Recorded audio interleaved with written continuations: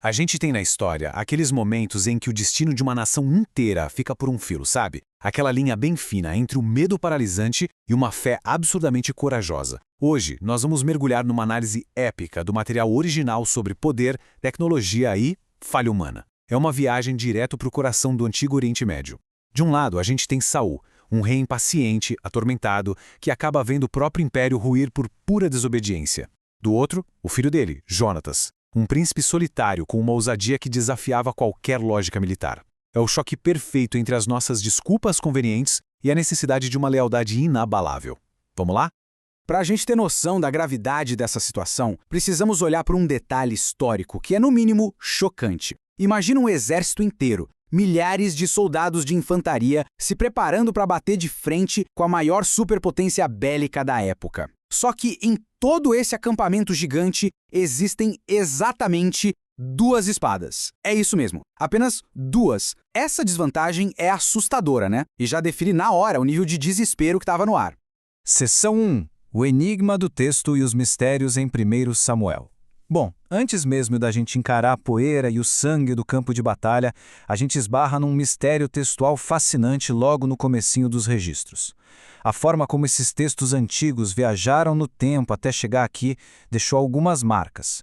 Lá no hebraico original do livro de 1 Samuel, capítulo 13, versículo 1, tem uma anomalia que até hoje quebra a cabeça dos estudiosos. Basicamente, faltam os números da idade do rei Saul. O texto literal diz que Saul era, bizarramente, filho de 1 ano quando começou a reinar, e que reinou apenas 2 anos. Claro, isso é um problema conhecido de corrupção textual no texto massorético hebraico. Como fisicamente ninguém vira rei com 1 ano de idade, os tradutores antigos, como os da famosa Septuaginta, tentaram dar um jeito e adicionaram o número 30. Já muitas edições modernas simplesmente deixam espaço em branco. Isso só lembra a gente do quão complexo é escavar a história do mundo antigo. E isso nos leva à seção 2, o monopólio do ferro e o domínio filisteu. Esse relato antigo joga a gente num cenário de opressão tecnológica que é avassalador e que explica muito bem o motivo perturbador de existirem só 2 espadas na mão das tropas israelitas. O que chama muita atenção aqui é o controle absoluto dos filisteus sobre a tecnologia militar da época. Logo no alvorecer da Idade do Ferro, eles dominavam toda a metalurgia e baixaram uma regra clara. Era proibido ter ferreiros em Israel, simples assim. Enquanto as fileiras filisteias desfilavam pesadamente armadas com carros de guerra, escudos e espadas de ferro super eficientes, os israelitas iam para o combate com enxadas velhas, picaretas e machados de bronze. E para piorar a humilhação, os agricultores ainda eram forçados a pagar uma taxa caríssima, um peso de prata chamado pim, só para os próprios inimigos afiarem suas ferramentas de lavoura. Era uma subjugação estrutural pesadíssima. É exatamente nesse clima de desvantagem total que a gente vê um contraste gritante de liderança. Lá em GBA, o rei Saul está simplesmente paralisado. Ele fica acampado debaixo de uma romanceira com seus 600 homens, todo mundo tremendo de medo e inativo, só esperando o milagre cair do céu enquanto o inimigo avança. Mas sabe como é? A verdadeira coragem não costuma se esconder debaixo de árvores. O filho dele, o príncipe Jonatas, toma uma decisão diametralmente oposta. Levando só o seu escudeiro, ele resolve agir, confiando que a intervenção do alto simplesmente não obedece à fria lógica das estatísticas militares. Chegamos então na seção 3, a audácia em Micmas. O foco agora muda para as montanhas e o seu terreno implacável. Pelos penhascos íngremes sob essa luz dramática, a gente já percebe o absurdo tático da ideia. Jonatas não resolve só lutar, ele decide atacar de frente um posto avançado inimigo pesadamente fortificado, lá no alto. Pensa num desafio geográfico insano. A estratégia exigia cruzar um desfiladeiro profundo, conhecido hoje como Wadi Sueinet. Jonatas e o escudeiro tiveram que escalar, literalmente na unha, cravando mãos e pés no meio de 2 rochedos imensos que já eram famosos desde a antiguidade. De um lado, Bozez, que significa o rochedo brilhante, o que indica uma pedra bem exposta e possivelmente escorregadia. Do outro, Sene, o rochedo espinhoso. O que impulsionava essa audácia toda era uma convicção gigante enraizada no espírito de Jonatas. A salvação nunca é limitada pela quantidade de soldados. O livramento divino pode vir por meio de milhares, ou pela bravura absurda de 2 únicas pessoas. Isso ilustra de forma brilhante o impacto explosivo de uma pequena faísca de fé. O ataque repentino gera uma reação em cadeia assustadora. Um terror generalizado toma conta do grande acampamento inimigo, e a situação sai de controle não por causa de mais espadas, mas por causa de um terremoto. um tremor literal e providencial que faz o chão rugir. A confusão se instaura com tanta violência que as próprias tropas filisteias começam a abater umas às outras. Ou seja, a atitude de dois caras com as mãos sujas de poeira escalando um penhasco resulta no colapso de uma potência inteira. Seção 4. O voto precipitado e a insensatez de Saul. Olha, enquanto a glória se revelava na coragem do filho, a falta de sabedoria do pai jogou rapidamente uma sombra escura sobre o campo de batalha.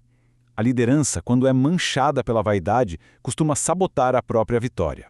No calor do avanço, o impaciente rei Saul joga uma ordem amaldiçoada e irrefletida em cima dos homens. Um juramento proibindo qualquer um de comer até o entardecer. Observando essa linha do tempo, a gente nota o efeito cascata do orgulho real. O exército que precisava de energia para perseguir os fugitivos cai numa exaustão terrível.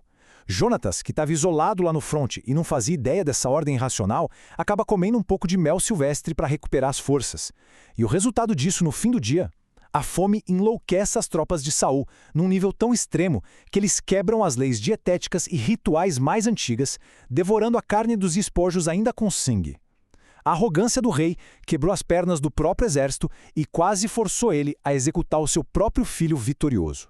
E aí entramos na seção 5, a ruína em Gilgal e o teste definitivo. O ponto crucial da história é notar como a impulsividade vira uma verdadeira patologia no reinado de Saul. Isso transporta a gente para o cenário épico e trágico da sua queda definitiva, o antigo acampamento de Gilgal.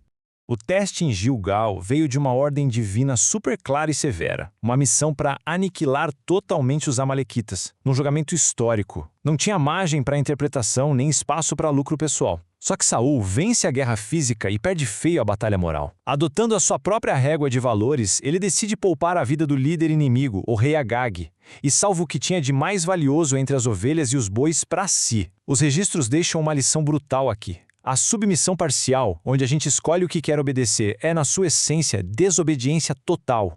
A anatomia da mentira fica muito explícita quando ele é confrontado.